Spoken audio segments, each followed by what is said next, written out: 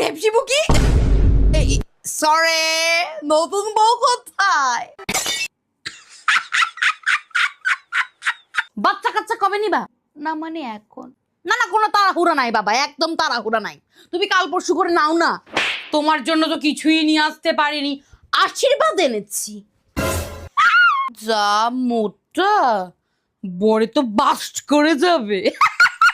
বরের সামনে লজ্জা পাবা। কেমন করে? মাথাটা খুব ঘুরছে। এত বড় বাড়ি দেখছে, মাথা ঘুরবে না?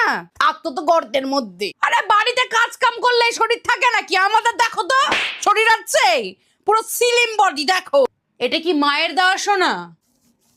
নকল সোনা দিয়েছে তোমার মা, ঠকিয়ে দিয়েছে।